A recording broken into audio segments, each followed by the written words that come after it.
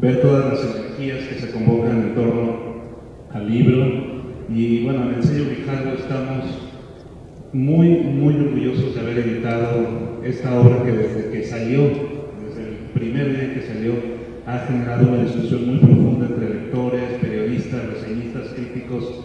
Viri Ríos verdaderamente hizo una investigación muy profunda, exhaustiva, novedosa, inteligente y hasta con una forma experimental de lectura, ¿no? Hay varias formas de leer el libro. Y detrás de la obra, pues de verdad que hay mucho trabajo de investigación, de reflexión, y esto lo puede notar pues el lector en la edición desde la lectura del primer original que yo recibí. Estaba convencido de que teníamos algo muy importante entre manos, un libro esencial para entender el México contemporáneo y pues los mecanismos torcidos que no lo dejan salir a flote. Así de ambicioso es el proyecto. Y bueno, que ya ha dado sus frutos, tan solo a 2 meses de haber salido a la venta, ya vamos en la segunda reimpresión. El libro lo lanzamos a la verdad que ha sido muy satisfactoria el lanzamiento de este libro. Y bueno, pues seguimos con mucha intensidad la promoción. Ahora en esta 30ª edición de la Feria Internacional del Libro de Guadalajara, a quien también agradecemos siempre su hospitalidad.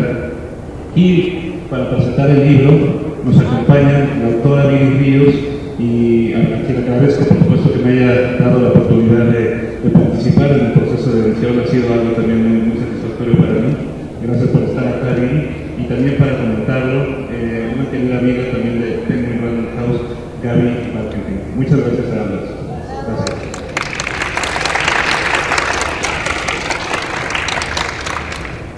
Hola, estamos así.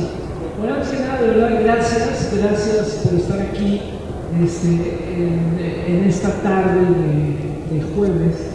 Y gracias sobre todo porque vamos a hablar de un tema que es un tema que aparentemente es un tema que nos queda lejos, difícil, pero que creo que Viri ha logrado que no nos quede tan lejos ahorita, porque de verdad, gracias por esa editorial, gracias Viri por invitarme a comentar y a presentar el libro. Y sobre todo, también yo lo he hecho toda esta semana y me ha tocado hacer varias cosas aquí en la Feria Internacional del Libro. Qué bueno que existe la FIL.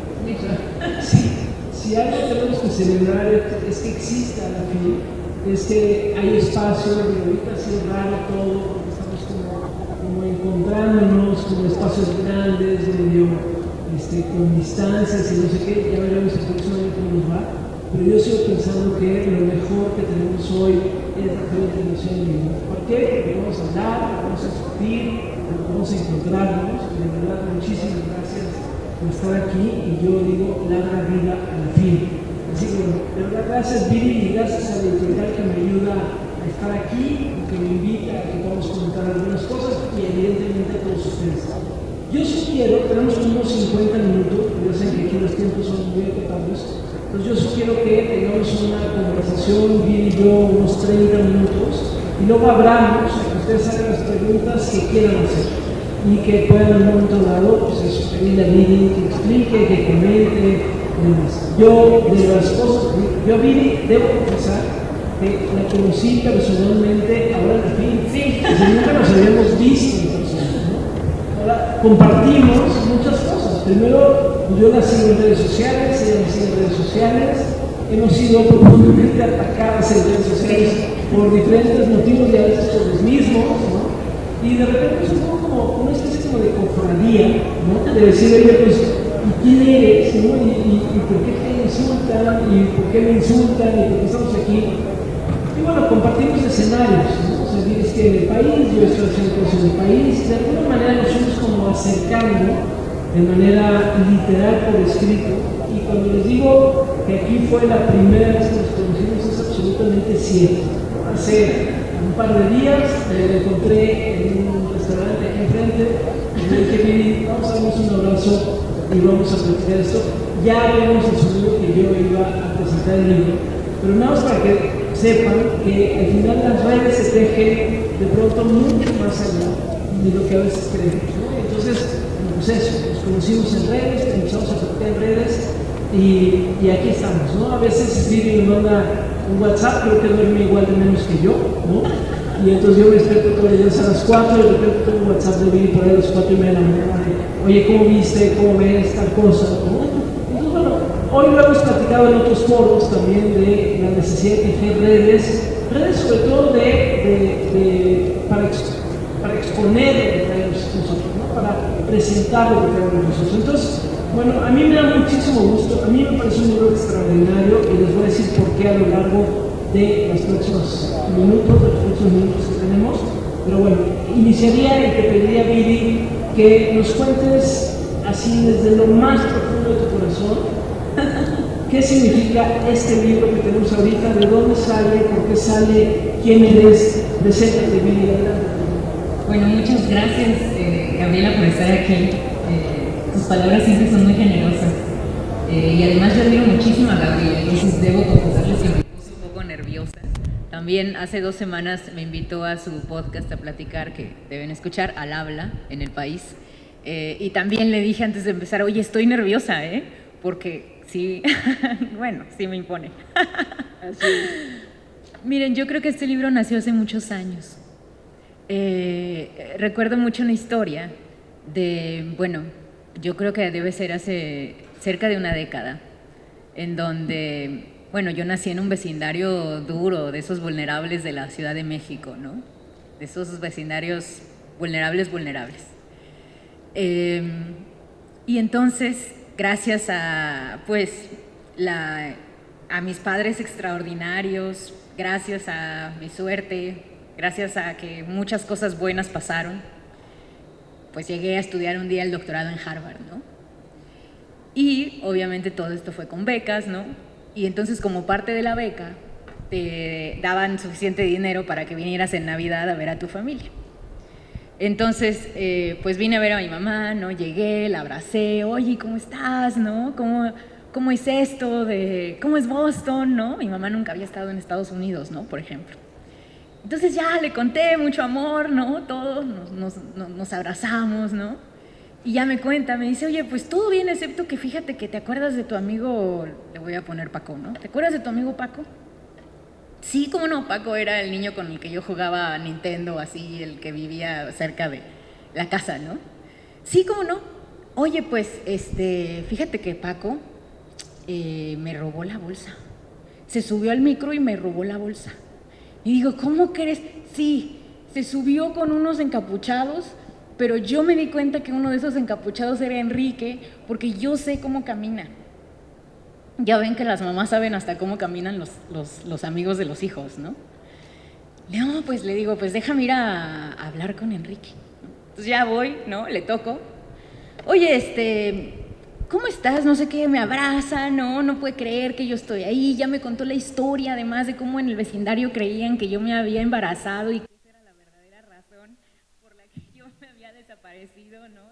Nadie creía lo del doctorado en Harvard, nadie. Y entonces ya me abraza, ¿no? Platicamos un rato y luego le digo, oye, güey, fíjate que dice mi jefa que le robaste la bolsa. Y me dice, sí, fui yo. Pero pues, ¿cómo me iban a subir yo al micro ahí a quitarle a todos todo y de pronto que pues no le quitara las cosas a tu mamá? Se iban a dar cuenta que yo conocí a esa señora. Pero yo guardé la bolsa y la tengo completa, aquí la tengo y se la voy y te la voy a dar, ¿no? Entonces en efecto va, ¿no? Agarra la bolsa, ¿no? La regresa, me la da, ya seguimos platicando, y luego en la salida me abraza, afuera en la puerta, ¿no? Y me conmueve mucho porque me acuerdo que me abrazó y me dijo, Viri, perdóname, güey, soy malo. Y entonces me acuerdo de Enrique contándome esta historia. Y me mueve muchísimo porque no es cierto que fuera malo. Yo de hecho creo que él y yo nos parecíamos mucho. Los dos éramos muy traviesos, muy hiperactivos. Pero pues en este país las vidas se bifurcan de maneras extraordinarias. Y no es normal que las vidas se bifurquen tanto, con tanta, ¿saben? Con tanto espacio. No es normal que nacer en un vecindario de clase baja sea como nacer en un campo minado. Ven los campos estos de Bosnia-Herzegovina, siempre pienso en esa imagen constantemente, de cómo es como ir caminando en estos campos, ¿no? Y en donde pisas una mina y ya, caes en pobreza, ¿no? Y esas minas son que se te muera tu mamá, que se enferme tu abuelo, que, bueno, cualquier cantidad de cosas, que tengas dislexia, ¿no? Y no es normal que un país como México, creo que ahí empezó a surgir esta idea, no es normal que un país como México, que tiene tanto potencial, que es realmente, México es la 15ª economía más importante del mundo, no es normal que vivamos como vivamos. Y yo no le iba a poner no es normal a no es normal, porque yo soy muy mala con los títulos, tengo un problema grave con los títulos, así grave. Entonces yo tenía, se acordará Eduardo, porque teníamos un chat donde poníamos y Enrique, se acordarán, teníamos un chat donde poníamos los posibles nombres. Bueno, yo pensé hasta ponerle mandarina al libro, porque yo pensé, ya, lo que sea, ¿no? Un nombre abstracto, le pongo mandarina y así se va a acordar la gente del libro Mandarina. Nada. Un día, mi editora, tenía una editora creativa, estaba leyendo el libro, ¿no? ya varios capítulos, ¿no? Y me dijo, oye, una frase que dices constantemente en todos tus escritos es que no es normal. Me dijo, ¿y por qué no le ponemos así al libro, no? Entonces yo creo que no es normal surgió realmente pues de algo muy profundo en mí, porque creo que yo legítimamente pienso y creo que todos los datos apuntan a que no es normal esta situación en la que vivimos. Pero hay una parte, Viri, lo hemos platicado tú y yo en otros momentos también, pero hay una parte de decir, bueno, sí, no es normal. A mí me parece que es un título brillante, la verdad, porque se pega. Hoy que te entrevistábamos en la radio, de inmediato mucha gente empezó a escribir, es que no es normal tal cosa, no es normal. Como que se convierte, digamos, en una especie casi de muletilla. Pero aquí la pregunta, y me gustaría que nos contaras un poco, sobre todo para invitar a quienes están aquí a que compren, lean el libro y lo tengan en sus manos, pero es un poco, ¿qué es lo que no es normal? ¿No? O sea, porque al final, justo como hemos normalizado las diferencias, la inequidad, los problemas económicos, en fin, todo lo que tenemos, la pregunta es, ¿qué es lo que en verdad no es normal? A mí me encanta la pregunta que haces, Gabriela, porque me la hacen muy frecuentemente y me dicen, no, de hecho es normal, ¿no? Me dicen, sí es normal. En todos los países del mundo están sucediendo situaciones de desigualdad extrema, ¿no? Ese es como el argumento. Pero la realidad es que cuando tú comparas a México, a nuestro país, incluso con otros capitalismos profundamente disfuncionales, te das cuenta que no es normal que en México no vivamos mejor de lo que vivimos. Y con eso no me refiero a que, saben, a que haya mucha pobreza. La pobreza es un problema grave, ¿no? O sea, 53% de las personas en México viven con menos de 3,500 pesos. Pero lo que es más grave no es eso. Lo que es más grave es que tú, yo, todos ustedes podrían ganar más dinero del que ganan y podrían tener un mejor nivel de vida del que tienen si nuestro país no tuviera estas reglas profundamente disfuncionales. Las disfuncionalidades de México y lo injusto de este país se observa en todos lados. O sea, literal, tú ganarías más trabajando de locutora. Bueno, no sé, seguro a ti te va súper bien, pero... Pero venga, porque apunto de una vez, no vaya a ser. Pero no sé bien, por ejemplo, el 21% de las personas con licenciatura en este país no tienen ingresos suficientemente altos para considerarse clase media. 2 de cada 5 trabajadores de tiempo completo no ganan lo suficiente para alimentar a sus familias, literal alimentar a sus familias, que es menos de 3,500 pesos por cabeza.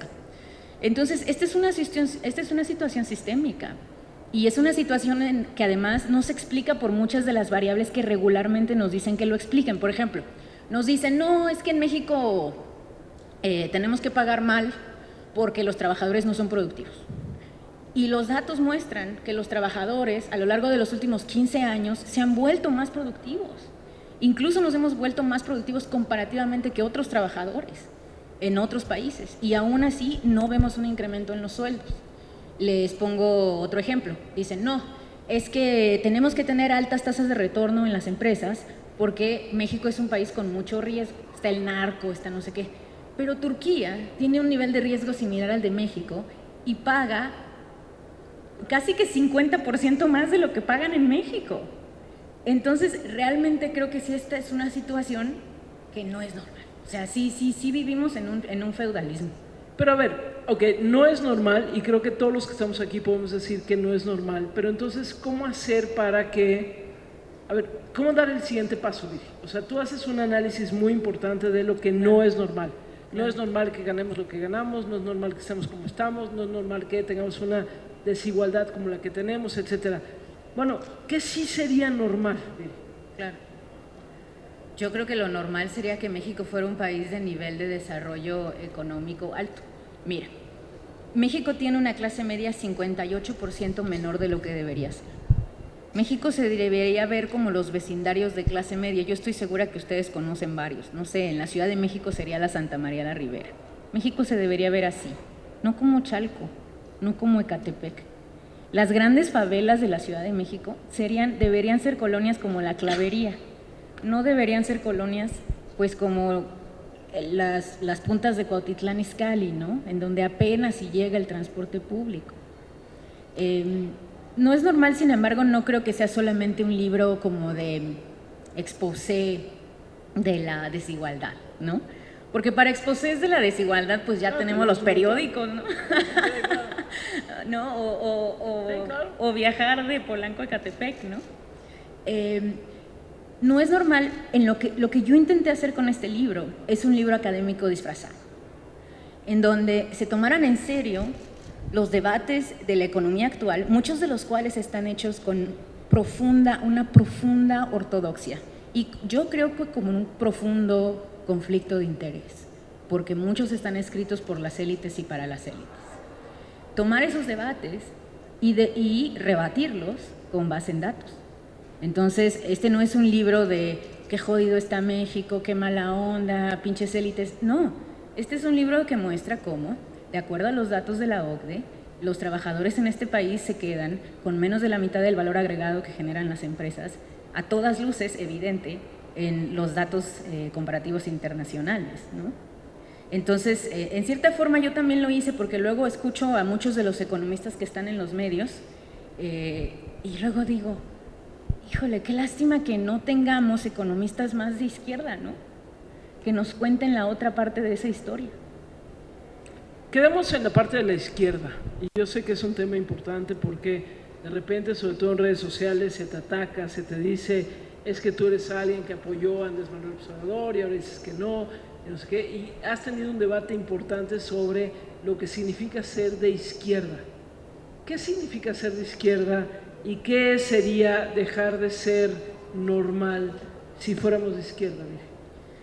Bueno, yo creo que si tuviéramos que simplificar qué es ser de izquierda, diría que a alguien de izquierda le importa la desigualdad y está dispuesto a intervenir los mercados y a intervenir las reglas del juego para reducirlas, ¿no? Pero yo creo que en México a veces hemos confundido el ser la izquierda con el ser obradorista.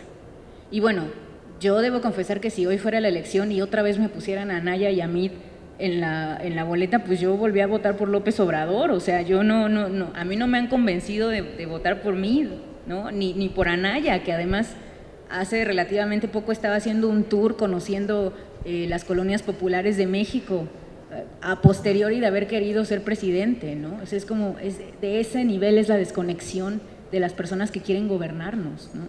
Ya se fue a dar el tour por el zoológico y es lamentable, ¿no? Entonces, pero aún así creo que debemos quizá madurar un poco la discusión pública y sacarla de esta dicotomía obrador-antiobrador y empezar a llevarla al terreno de las ideas. No es normal, lo escribí para que fuera un acompañamiento para cualquier persona que esté determinado a crear un país más justo. Y esas personas pueden ser de izquierda o pueden ser de derecha, porque yo creo que hasta cierto punto, cuando tú ves la situación de México, ya no importa, o sea, nadie quiere esta situación, nadie quiere esta pobreza, es de verdad, yo creo que hay consenso en que el problema es grave, ¿no? Entonces, pues yo quisiera una izquierda distinta. Yo quisiera una izquierda más innovadora, pero sobre todo más ambiciosa. Les cuento, he llevado a presentar el libro a todos lados, ¿no? Fuera de las librerías tradicionales de la Ciudad de México, ¿no? Y entonces uno de los lugares a los que fui hace poco fue a Chalco. Chalco es un vecindario rudo, lejos de la Ciudad de México.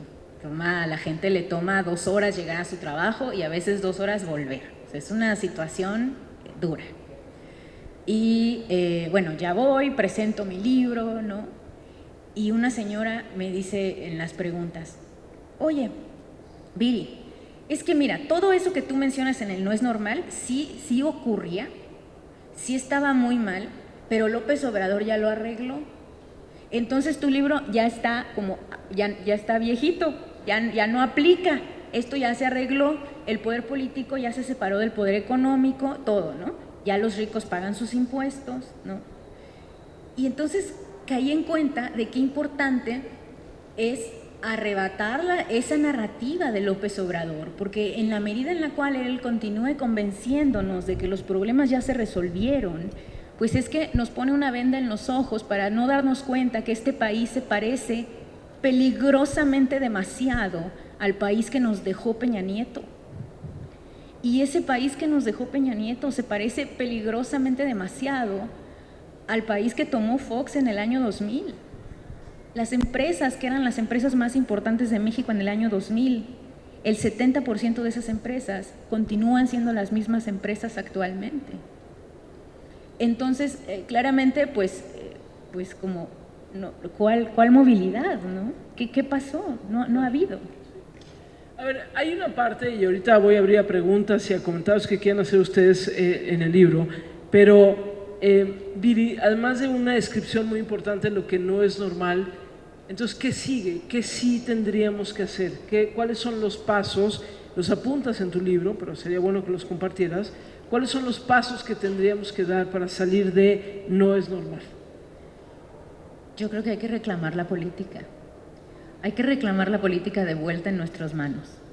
La clase media se despolitizó en el proceso de democratización electoral mexicana. Miren, las clases medias estaban politizadas en el 68 y las clases medias altas también, en los 60, en los 70. Pero el neoliberalismo, que sí existe, la larga noche neoliberal, que sí existe y que no ha terminado, dejó a las clases medias tan precarizadas y tan alejadas de la política, asqueadas de la política, que ya no nos animamos a involucrarnos con nada que huela a partidos políticos. Y eso es un error, porque los vacíos no existen en política, los vacíos se llenan. Y esos vacíos no están llenos con la clase media, no están llenos con las personas, saben, que están en este cuarto. Yo no sé, bueno, supongo que sí hay personas activistas aquí, pero yo de verdad siento que no conozco suficientes activistas, ¿no? Conozco un montón de gente que se queja todos los días y odia a López Obrador o a Calderón o a Peña o a todos, ¿no?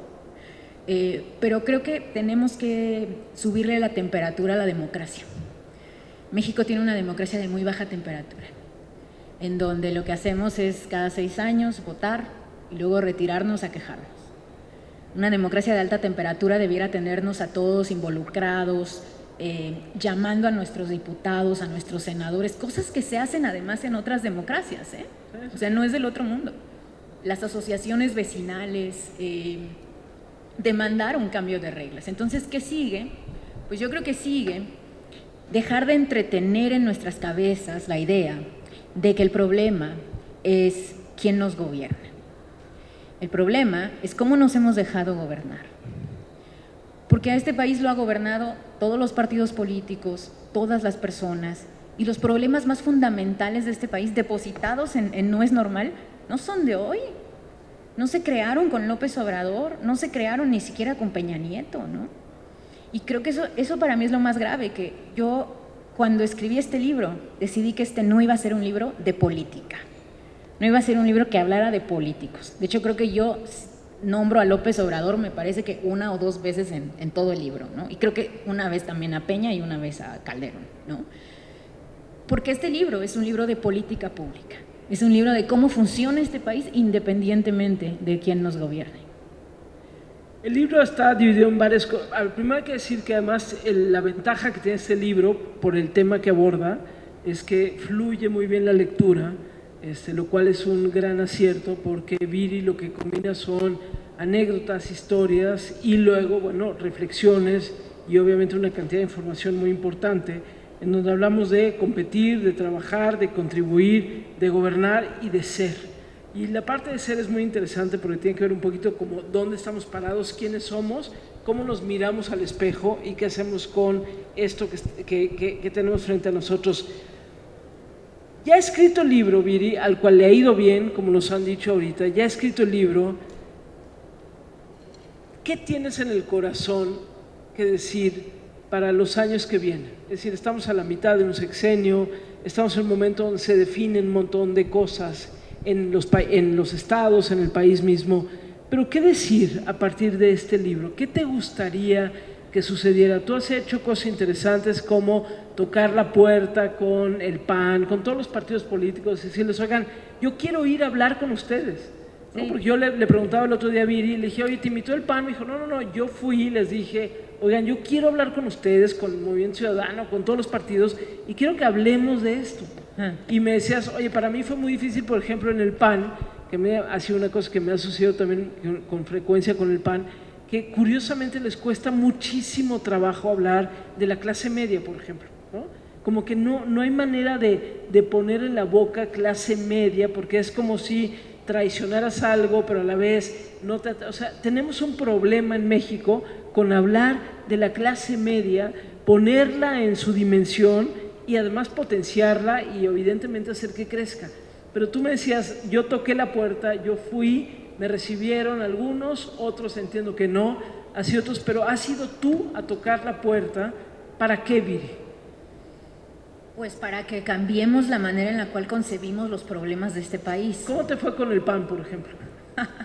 Fue una muy buena historia porque yo honestamente pensé que no me iban a recibir, porque yo que me considero una pensadora de izquierda, pues llegué y les dije, oye, gracias por recibirme, porque sí les he dado muchos llegues, pero pues muchas gracias por recibirme, ¿no? Entonces ya, muy cordiales, todo mundo en persona es buena onda, ¿eh? Sí, eso es un gran secreto. En persona todos son buena onda. Entonces, fue muy bonito porque pues yo les dije, miren, yo les voy a decir cosas que no les van a gustar, pero aguanten, ¿no?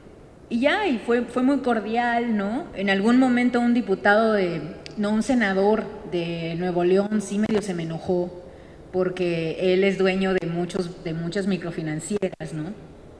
Y yo en uno de los capítulos del libro hablo de una verdad, del elefante blanco de este país, que es cómo la banca abusa de todos nosotros. La banca mexicana tiene utilidades superiores a las bancas del 82% de los países del mundo. Es verdaderamente ridículo las condiciones de México, en donde justo le decía hoy en la mañana a Gabriela, es que le tienes que atinar al número de veces que consultas tu saldo, porque si no lo consultas te cobran comisión, y si lo consultas mucho, también. Así son los bancos en México. Bueno, hay comisiones en México que no existen en ningún otro país. Y entonces yo comentaba esto y les dije hay que regular mejor a la banca, ¿no? Y me eché mi speech, ¿no? Con todos los datos, porque además cuando lo presento a ellos no los presento como aquí. Aquí esta es una presentación muy bonita donde hablamos de pues lo bonito que fue escribir el libro y está conmigo Gaby. Ahí llego yo sola, ¿no? Pongo mis diapositivas y les digo, les voy a decir las 3 reglas del juego que están mal y por qué los negocios no crecen, las 3 reglas del juego que están mal en materia fiscal, las 3 reglas del juego que están mal en materia laboral, les voy a decir lo que no se ha hecho para reducir la discriminación de las mujeres y del género, bla, bla, bla, ¿no? Así como muy profesional, ¿no? Es además muy ejecutiva la presentación. No es una presentación que les daré a ustedes porque quedarían muy aburridos, ¿no? Pero bueno, los senadores se dedican a eso y yo les digo, este libro es para cambiar las reglas. Entonces yo vine a hablar con ustedes porque ustedes son quienes cambian las reglas. Entonces yo les quiero contar qué reglas yo pienso que deben cambiarse.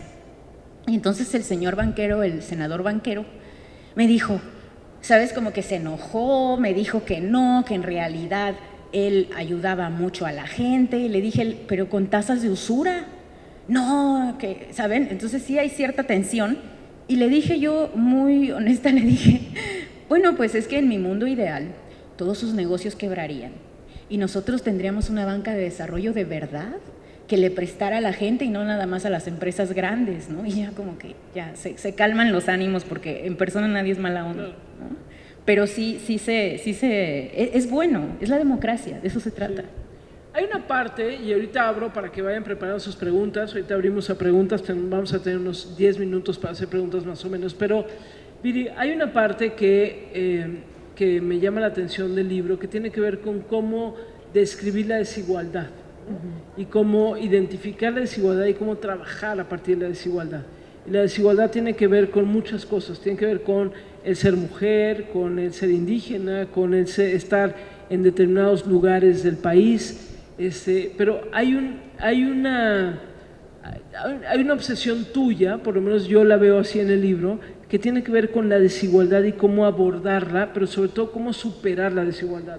Sí, y no toda desigualdad, ¿eh? O sea, yo no soy un izquierdista comunista que aspire a la igualdad plena. Yo aspiro simplemente a que no haya una desigualdad extrema y a que haya oportunidad y movilidad, ¿no? O sea, yo sí creo que soy de una izquierda hasta cierto punto no tan radical, ¿no? Se me fue el avión que me preguntaste.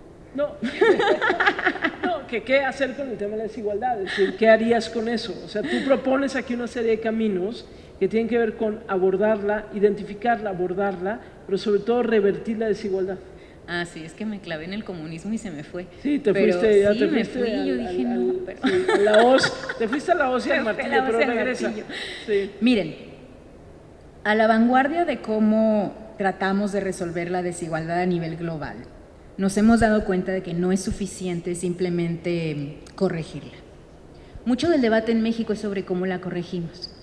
Ya la gente tiene mucho, cómo le quitamos, cómo creamos impuestos efectivos para quitarle a los que tienen demasiado y darle al resto, ¿no? Me parece que debemos superar ese debate y complementarlo, en donde tratemos, y eso es algo que yo hago en No es Normal, de hablar de cómo reducir la desigualdad antes de que se genere, cuándo se genera y corregirla, ¿no? Entonces, en términos de corrección de la desigualdad, tienes toda la política de impuestos, fiscal, cómo le quitamos a los que tienen demasiado, ¿no? En términos de cómo evitamos que se genere, tenemos todas las políticas para igualdad de género, para que no haya discriminación por tono de piel, que por cierto, el tema de la discriminación por tono de piel en México es tremendo, ¿eh? Es brutal. O sea, por ejemplo, en Estados Unidos, el tema más espinoso del que puedes hablar es ponerle impuestos a los ricos. En México es hablar de que las personas morenas no tienen las mismas oportunidades. Al menos yo he notado eso. Es que es tremendo. Sí. O sea, no sé qué pasa aquí, que ese tema hace mucho cortocircuito. Pero bueno, antes de que se generen también con impuestos a la herencia, ¿no? Uno de los capítulos de No es Normal habla de los bebés, los 700,000 bebés que van a heredar más de $1 millón en este país y por tanto están heredando el equivalente de 13,000 años de trabajo, ganando el sueldo promedio, ¿no? Bueno, eso merece un impuesto, ¿no? Chiquito si quieren, a partir de los $5 millones, pero yo creo que sí se les debe poner. ¿Y cuándo se genera? Y esa es para mí la agenda que más llena mi corazón. Porque en realidad cuando tú observas cuándo se genera la desigualdad se genera en el trabajo y en la empresa. Y esas son las dos áreas en las que ni izquierda ni derecha se están metiendo, y yo creo que son las áreas que tienen mayor potencial. Por eso el libro no empieza con la agenda de impuestos, porque la agenda de impuestos ya todos la conocemos, esa es la sección 3, ¿no? El libro empieza con la agenda de cómo creamos competencia económica para hacer crecer a los negocios, porque nuestro país es especialista en crear negocios precarios. Yo no sé si sepan, pero México, yo me impresioné cuando vi ese detalle. Cada año, durante la última década, México ha creado 29,000 empresarios precarios al año. O sea, gente que no termina la quincena con su negocito. Que tienen su negocito propio, porque no les alcanza. 29,000. Entonces, si no empezamos a mirar la agenda de esos pequeños empresarios, y si continuamos, me parece un grave error de la izquierda, satanizando al empresario como si todos fueran iguales, cuando en realidad la gran mayoría, de hecho, son gente de clase media o baja, autoempleados, en ocasiones tienen su changarrito porque no pudieron tener un empleo, ¿no? Pues creo que no vamos a poder, uno, reducir la desigualdad, porque ahí es en donde se está generando, y dos, no vamos a tener una plataforma política atractiva, ¿no? Fíjate que mi mamá, cuando perdió su chamba, abrió un puesto de tacos. Y era una cosa tremenda la chamba. Era de, como tú, despertar a las 4 de la mañana para ir a... Tú para cocinar y para... Sí, pero claro, es para cocinar y todo. Claro. La gente que te escucha en la mañana es gente como mi mamá, ¿no? Claro, o sea, que se levanta contigo y ahí está, ¿no? Para empezar a vender sus tacos a las 7 de la mañana cuando la gente empieza a salir, ¿no? Sí, lo que se te significa en términos sobre todo de calidad de vida. Viri, a ver, yo me quiero detener tantito en esto que decías. ¿Por qué nos cuesta tanto trabajo? Y si quieren ahorita después de esto abrimos a las preguntas que ustedes tengan, pero ¿por qué en México nos cuesta tanto trabajo reconocer que el color de piel importa? Yo creo que hay muchas cosas, hay una narrativa de un mestizaje que de alguna manera ha colonizado el imaginario, en donde aparentemente pues todos somos una mezcla de todo y por lo tanto todos somos lo que somos, lo cual es absolutamente falso. Pero cuando por ejemplo Viri u otros dicen, lo que pasa es que tener un determinado color de piel sí importa, te tratan diferente si tienes un determinado color de piel, no es lo mismo, o sea, hay como un grupo que enloquece de furia, pero de furia.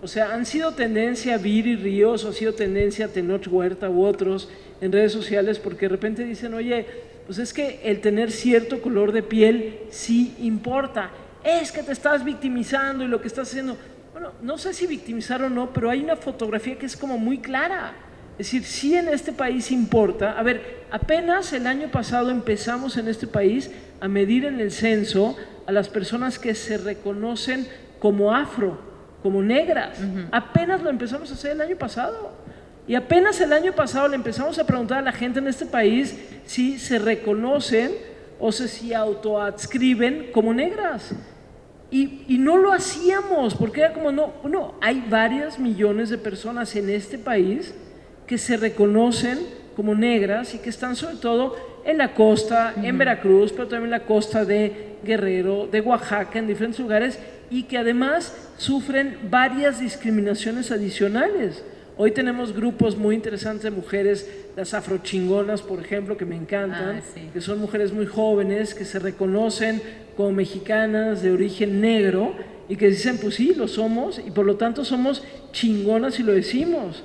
Pero a mí me ha pasado, no sé cómo sucede aquí en Guadalajara, pero a mí me ha pasado ahora últimamente en la Ciudad de México. Sé que en Guadalajara han tenido también algunos temas importantes de migrantes, por ejemplo, que están cerca de las vías del tren y demás, pero por ejemplo ahora en la Ciudad de México no nos había pasado, pero el viaducto, que es esta vía, digamos, que conecta hacia el aeropuerto en la Ciudad de México, a la hora de mayor tráfico tienes a muchísima gente que son hondureños, haitianos, que además se ven, evidentemente son negros, están ahí mamás, papás, niños, niñas, están pidiendo dinero en algo que no veíamos en la Ciudad de México, ¿no? Y entonces a mí me sorprende porque tú vas en ese viaducto, si han ido a la Ciudad de México, pues es un espacio como cerrado de alguna manera, no tienes mucho donde irte y entonces te das cuenta cómo el conductor o la conductora de frente se asustan un poco y tratan como de evadirlo, ¿no? O sea, hay un señor o una señora con niños, están pidiendo dinero, son obviamente los migrantes que están entrando desde el sur de México y que llegan a la Ciudad de México, están pidiendo dinero, pero el ver a los negros en la Ciudad de México ha sido una cosa muy sorprendente de cómo evidencia la xenofobia y el miedo a la otredad, ¿no? Claro. Y entonces ves cómo, híjole, como que mueven el coche, ¿no? Así como, y hasta le bajan el, ¿no? El otro día iba yo en un taxi y hasta le bajó el vidrio, le subió el vidrio, perdón, así como diciendo, no, y digo, oiga, pues solo nos están pidiendo dinero, pues, ¿no? Claro. Es decir, es gente que está pidiendo dinero. Entonces, yo sí creo, Viri, que tendríamos que hablar mucho más de todos estos temas que implican la desigualdad en el país. ¿Sabes por qué yo creo que el tema... Yo tengo un solo capítulo sobre racismo en este libro. Sí, al final casi. Al final. Pero yo creo que este tema nos sacude tanto porque es un tema que es evidente y que evidencia que las reglas del juego han favorecido a los de siempre por siempre. O sea, es tan claro que nuestras élites tienen colores de piel distintos. Es tan claro que eso no ha cambiado desde los periodos, o sea, desde la colonia, ¿no? Que esto para mí es como la principal prueba de que no es normal que tengamos estas reglas del juego, que hacen que sea tan difícil salir de pobre, pero prácticamente imposible salir de rico. Las personas de tonos de piel blanco en muchas ocasiones nacieron arriba y no han caído, porque no se puede caer. Este país está hecho para no subir y para no caer. Fíjate que yo me acuerdo mucho de cómo me politicé, ¿no? Cuando yo era chavita, yo no entendía estas cosas, porque en el barrio a veces no piensas en estas cosas, ¿no? Como que pues justo inmerso en la realidad del día a día no te cuestionas, ¿no? O sea, como que sabes que hay injusticias, pero no te las cuestionas tanto, ¿no? Y fue, obviamente el zapatismo influyó mucho en mí, pero yo creo que quien influyó más en mí fue el Panteón Rococó, porque sí, es real, porque en el vecindario iba el Panteón a tocar, que ahora, bueno, ya los conozco porque alguna vez tuiteé que mi filósofo favorito preferido era el Panteón Rococó. Y entonces me contactaron, ¿no? Como, Viri, ¿cómo crees? Sí, entonces ya somos compas ahora, ¿no? Y me acuerdo de cómo en los conciertos, ¿no? Estábamos bailando, ¿no? Y el slam y todo así, bueno, yo de 16 años, ¿no? Y entonces en las letras ellos hablaban de la dureza de la pobreza, de la dureza en la que vivíamos nosotros, o sea, nos cantaban a nosotros nuestra realidad, ¿no? Y me acuerdo que el vocalista nos gritaba, no sé si ustedes han ido a un concierto del Panteón, pero cuando en la euforia, de hecho yo me di cuenta de esto hace poco porque volví a escuchar el Panteón así casi por error me lo mandó Spotify, y entonces sí, lo volví a escuchar y me acordé de la euforia que teníamos cuando estábamos bailando y cómo el vocalista nos gritaba, dime tú, ¿qué vas a hacer por esta nación? Dime tú. Y entonces mis amigos y yo nos hacíamos burla, ¿no, chavines? Dime tú, nos decíamos, ¿no? Y luego, años después caí en cuenta de que el eslogan de la escuela de gobierno en Harvard es, pregúntate tú, ¿qué puedes hacer por tu nación? Que era lo mismo que nos cantaba el Panteón, güey. Ya ven, o sea, ir a Harvard cuando puedes escuchar el Panteón Rococó. O sea, dime tú. Ahí está, bonito. Qué buena anécdota, la verdad, querida Viri. A ver, tenemos unos 10 minutos más o menos, preguntas por ahí. Les pediría que fuéramos breves. No vayan a aventarse el clásico de tengo una pregunta, pero antes 10 comentarios, así que se los agradecería. ¿Tenemos micrófono? Vamos por aquí, por favor. Y ahorita vamos ahí. Hay un montón, así que entre más breves, mejor. Gracias. Bueno, yo debo de confesar que no he leído el libro todavía. Ya lo quiero leer, pues. ¿Le puedes pero acercar un poquito? mi pregunta es, nos pones yo pertenezco a la clase media, y mi pregunta es, si consideraste en tu libro, y es una pregunta difícil para mí, ¿qué papel está jugando la religión? Si la has explorado de alguna forma en este asunto en el que estamos metidos todos. Buena pregunta, ¿eh? Buena pregunta. Sí. ¿Quieren juntar varias y ahorita? A ver, vamos a respondemos? juntar 3, si quieres Órale. apúntalas, vamos Va. a juntar 3, ahí está una. Si quieres saber, mira por ahí. Hola, mi pregunta es, ¿cuál sería el costo político de aplicar impuestos realmente progresivos a los que tú llamas los ricos más ricos, es decir, al último decil? Sí, Okay. es el último percentil, o sea, el Ok. 1%. Y por acá adelante, mira. Esas 3 y ahorita vamos con otras, ¿eh? Tenemos más tiempo. Gracias. Sobre el rol de la violencia en el país, pues parece que tenemos niveles que no son normales en el mundo. No sé Sí. qué opinión tienes. Y sobre emprendimiento social en el país, ¿qué proyectos te gustan o crees que sería muy bueno apoyar? Pues, gracias. Sí. Vamos, si quieres con esas Bueno, 3. fíjate que creo que la religión, el opio de las masas, ¿no? A veces pensamos que la religión tiene una connotación de pasividad, cuando en realidad ciertas doctrinas de la religión han probado ser, de hecho, muy movilizadoras en términos sociales. La teoría de la liberación, por ejemplo, fue en parte lo que motivó el surgimiento del zapatismo, el surgimiento de muchos movimientos de izquierda, del socialismo en muchos países de Latinoamérica. Entonces yo no estoy convencida de que la religión es pasividad. Y de hecho, yo creo que hasta puede ser un mecanismo de organización. Mira, por ejemplo, los afroamericanos en Estados Unidos se organizaron en las iglesias, porque es un lugar en donde tú vas, en donde platicas, conoces a tu comunidad.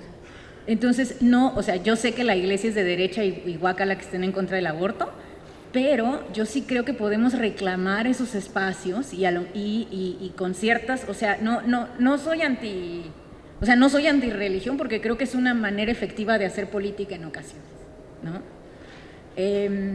Y lo ha probado, ¿no? El costo político esa es mi pregunta favorita, porque fíjense, y les voy a contestar con una anécdota. Platicando con un altísimo funcionarie del gobierno de Peña Nieto, pero alto. Le dije, oye, ¿y qué has aprendido del sexenio de López Obrador, ahora tú viéndolo de fuera? Y me dijo, he aprendido que nosotros no nos hubiéramos jamás animado a lo que ha hecho López Obrador, porque hubiéramos creído que la economía se iba a caer a pedazos. Y se refería a lo de cobrarle impuestos a los ricos en la pandemia, o sea, en una crisis, y a lo de los impuestos, y a lo de eliminar el outsourcing, ¿no? Y yo creo que eso es lo que no hacemos. Nos hemos dejado intimidar por las narrativas de política pública que dicen que no podemos cambiar la realidad en la que vivimos porque generaríamos desestabilidad, cuando en realidad no hay nada más desestabilizante que la profunda desigualdad en la que vivimos, y la profunda falta de oportunidad es esa desigualdad la que está dando pie al populismo. Con López Obrador nos fue bien, honestamente. Yo creo que nos puede ir 1000 veces peor, o sea, puede llegar un Bolsonaro, puede llegar un loco, puede llegar ¿saben? No voy a decir nombres, pero ya saben quién es. Creo que puede ser peor, ¿no? Entonces, yo abogo por una política pública más experimental, en donde no nos dejemos guiar simplemente por nuestros miedos, no subas el salario porque va a haber inflación, sino en donde demos el paso, observemos, midamos y vayamos avanzando. Y si en algún momento hay un dejo de desestabilidad, bueno, pues ya le paramos, ¿no? Pero el tema es que hoy en día no sabemos a ciencia cierta dónde están las fronteras de la política pública y nos hemos dejado intimidar por la ortodoxia. Entonces yo diría, súbeselos. Y o sea, lo podemos ver y lo bajamos, ¿me explico? O sea, es que no es del otro mundo. Hay que ser, creo, más experimentales en cómo nos acercamos a las ortodoxias. Y a mí eso me gusta mucho, la verdad, de López Obrador. O sea, sí me gusta que haya experimentado, ¿no? Y que haya cosas que le hayan salido bien gracias a eso. Sobre la violencia, sí, definitivamente, México es el único país de todo el continente americano que antes de la pandemia había visto reducir su esperanza de vida. El único país donde había sucedido eso es Venezuela, pero bueno, Venezuela es una crisis humanitaria, ¿no? Y eso se debe a la violencia y a la diabetes, esas dos cosas que no podemos controlar. Bueno, el emprendimiento social, mi experimento favorito, el cual describo en No es normal. Para escribir No es normal, yo hice una investigación muy seria. O sea, este es un libro académico verdaderamente disfrazado. Y entonces tuve una reunión con el grupo del Banco Mundial Internacional que se dedica a ver cómo crecen, qué puede hacer crecer los negocios. Y les dije así en nuestro Zoom, le dije, oye, dime cómo se hace. Y entonces me contaron de este experimento, todavía no publicado, pero que ya pronto se va a publicar, en donde ellos tomaron a unos empresarios mexicanos y les dieron capacitación. Era un mentor que se iba a sentar contigo una vez a la semana, alguien de la industria que te ayudara a hacer cosas sencillas, a aprender cosas sencillas, como cómo hacer tu plan anual, cómo hacer tus objetivos, cómo cumplirlos, cómo saber el tipo de personal que debes contratar, cosas que necesita saber un empresario para poder crecer y que no te enseñan en la escuela. La verdad es que sí hay una necesidad ahí de un entrenamiento administrativo básico en el currículum, ¿no? Y lo que vieron es que en 5 años los negocios que habían recibido la capacitación, que duraba 1 año la capacitación, habían crecido al doble. Regularmente en México, hacer crecer un negocio al doble toma 40 años. Entonces, sí hay maneras. No es nada más dar crédito, como el INADEM. ¿Se acuerdan del INADEM? Era nada más dar puro crédito. No. Nuestra gente necesita capacitación también. Entonces, yo en términos de emprendimiento, yo diría, hay que capacitar y hay que pensar fuera de la caja e imaginar qué hacer ahí, ¿no? Oye, ahorita que te escuchaba, a mí de pronto para poderme dormir, yo me despierto muy temprano, me despierto diario tantito antes de las 4 de la mañana. Y a veces me tengo que obligar a que ya de verdad ya me tengo que dormir, ¿no? Y entonces lo que hago es que pico a Netflix o lo que sea, cualquier cosa, con tal de dormirme. Y el otro día piqué una cosa que, algo así como la venta de atardeceres, ¿no? Sí, Selling Sunset, o algo así se llama. Entonces dije, a ver, ¿qué estupidez es esta? Bueno, pues me pico. Nunca le piquen a cosas que son estupideces, porque ahí estás como idiota viendo todos los capítulos. Y entonces, bueno, pues son una serie de personas que se dedican es un reality, que se dedican a venta de inmuebles, de super lujo, con unas vistas espectaculares, todo en California, no sé qué. Bueno, y resulta que de pronto hay una mujer mexicana, no recuerdo el nombre, entiendo que es una actriz más o menos conocida y que no sé cómo le fue en México, pero termina ya en California y empiezan a vender unos inmuebles impresionantes, de verdad impresionantes, ¿no? Y esta mujer empieza a decir, yo tengo compradores mexicanos, o sea, las casas más caras, sí. Ella dice, yo tengo compradores mexicanos. Claro. No dicen los nombres, porque evidentemente no sé qué, ¿no? Porque hay, pero las casas, había una casa que yo decía, puta, esta casa es una cosa de locura, ¿no? Es una cosa gigantesca. Yo decía, puta, ¿cómo alguien se imaginó una casa así, no sé, en la alberca, no sé qué? Y esta mujer dice, yo tengo un comprador. La serie no está pensada que si son mexicanos o no, están pensadas en cómo se venden. O sea, más bien yo me fijé, y si pueden, y están en Netflix, echen un rollo a esta serie que se llama algo así como Vendiendo el Atardecer. Y es una serie así de gente de inmobiliarias que venden casas espectaculares. Pero la última temporada, los que compran las casas más impresionantes y evidentemente más caras, son mexicanos. Claro. Y te quedas así y dices, puta, no puede ser, ¿no? O sea, de verdad es que, digo, tampoco estoy diciendo, pero bueno, al final, bueno, en fin, lo que hagan en Estados Unidos, pero de verdad vale mucho la pena y tiene mucho que ver con eso. Yo diría, no es normal que alguien pueda comprar una casa así, ¿no? Siendo del país que somos, pues. Me parece que no es normal. Claro, y además el 1% es muy rico. El 1% en México es muy rico. Sí. Como que, fíjense que hay muchos números no ajustados, ese es el gran problema. Entonces uno ve las cifras del INEGI y piensa que ganando 15,000 pesos ya es uno del 10%, pero eso no es cierto, porque la gente en las encuestas no dice la verdad. Pero ya tenemos, es normal, la gente nunca dice cuánto gana, pero ya tenemos estudios que han ajustado los números de ingreso.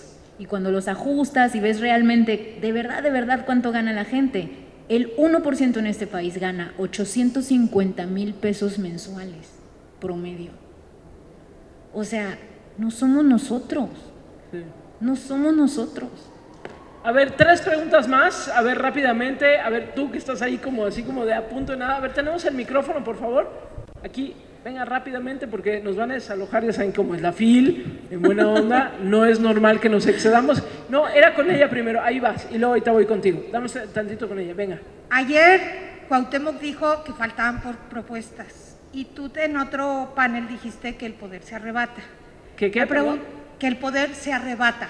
O sea, que necesitamos arrebatar, y lo acabas de volver a decir, hay que quitarle la narrativa y hay que apropiarnos. La pregunta es quién, o qué movimiento, o cómo es que los partidos no son capaces de representarnos. Exactamente, no hay representación. Yo solamente me siento representada por el movimiento feminista, pero ¿dónde está esa conexión entre faltan propuestas? ¿Dónde hacemos esa plataforma atractiva de la que hablabas? Gracias, y rápidamente vamos contigo porque ya me están pasando el papelito que nos tenemos que ir. Va. Viri, de pronto me pasó también como a Gaby que siento como que hay una obsesión con el tema de desigualdad porque desde la portada no se menciona desigualdad Pégaselo extrema, tantito más. sino nada más desigualdad. ¿Consideras que hay un espacio ético para la desigualdad? ¿Qué opinas de McCloskey? ¿De qué, perdón? ¿Qué opino de? McCloskey. De McCloskey. Ajá. Es interesante el tema del espacio ético para la desigualdad. La última, rápidamente, a ver ahí el señor que está por ahí.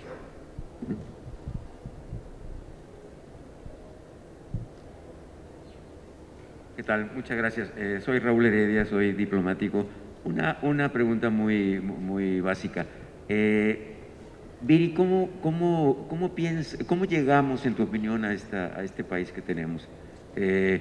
Los de mi generación nos gusta pensar que si México fue un país que que hace 50 años fue capaz de hacer una olimpiada, luego un mundial en el 70, y después muchas economías de desarrollo medio nos rebasaron. ¿Cómo nos pasó esto?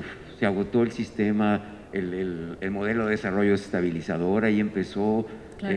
No sé, en tu opinión, ¿cómo llegamos a este país, Viri? Ok. Muchas gracias, tenemos literal 5 minutitos. Ok, y perfecto. Y creo que vas a firmar libros después, ¿verdad? Sí, Igual después vamos a va estar a haber las una 7 y conversación, vamos a poder platicar. Exacto. Mira, voy a decir algo que no te va a gustar, porque ¿A quién? suena muy... Aquí A ti, la ok. señorita. Suena muy feo, pero yo creo que hay que conquistar esos partidos políticos, porque no se puede hacer política fuera de la política. Y en el sistema democrático, hacer política es la regla del juego. Entonces, si no aprendemos a hacer política nosotros, las clases medias, quienes estamos interesados en tener un país más justo, entonces quien va a hacer política son los intereses capturados que ya están haciendo política. Entonces hay que ir y hay que militar. Mira, yo me involucré eventualmente en mi lucha en el movimiento zapatista, ¿no? Y entonces yo me acuerdo que 17 años yo iba a la colonia Doctores a las mítines del movimiento zapatista, ¿no? Y yo les decía, ¿y qué vamos a hacer? ¿Cómo vamos a tomar el poder? O sea, porque esto es muy importante, ¿cómo vamos a cambiar esto, no? No, me decían, es que la resistencia, no sé qué, y como que yo también me frustraba mucho, ¿no? Y yo decía, es que no son serios, no son personas serias, ¿no? Ya me desesperé y terminé estudiando política pública y ahora haciendo periodismo, ¿no? Pero ahora creo que volvería yo a mis raíces y creo que la política es la única salida, hay que ir. Hay que demandar, hay que meterse, hay que entrarle. Los que puedan, que lo hagan. Luego... Lo de McCloskey. Sí, hay espacio para la desigualdad, por supuesto que sí. El tema es que cuánto vamos a permitirlo, y creo que eso pues es una larga discusión filosófica. Por ejemplo, en las socialdemocracias están pensando que una buena medida es que la persona que menos gana en una empresa no debe ganar menos de 6 veces de la persona que más gane. Y eso suena profundamente radical en México, ¿no? Porque imagínate que tú solo ganaras, no sé, 6 veces, o que el CEO de una empresa solo ganara 6 veces más que el outsourcing de la limpieza, ¿no? Suena muy radical, pero creo que debemos empezar a acotar la brecha, con cierta desigualdad permitida, por supuesto. Luego, ¿cómo llegamos? Fíjate que yo tengo un capítulo en No es normal, que se llama Los políticos son sus empleados, en donde discuto históricamente cómo incluso durante el periodo del desarrollo estabilizador no ha habido ningún gobierno que ha realmente sentado las bases de una política fiscal progresiva que le cobre a los ricos los impuestos que deben pagar. Echeverría 4 veces intentó hacer una reforma fiscal y no se lo permitían, había una presión durísima por parte de las élites. Hoy en día el revisionismo histórico ha mostrado que si se hubieran hecho alguna de esas 4 reformas fiscales que propuso, no hubiera habido la crisis de deuda que enfrentamos con el petróleo, porque no hubiéramos sido tan dependientes del petróleo y entonces el neoliberalismo no hubiera llegado. Entonces la historia que nos contaron del neoliberalismo como irreductible, como algo que tuvo que pasar por el despilfarro, en realidad no es cierto. De hecho, cuando tú ves cuánto gastaba los gobiernos ¿sabes?, del desarrollo estabilizador, Echeverría, López Portillo, gastaban menos como puntos del Producto Interno Bruto de lo que gastaban otros países latinoamericanos. O sea, el mito del despilfarro es tal cual, es un mito. Este país siempre ha tenido un gasto relativamente pequeño.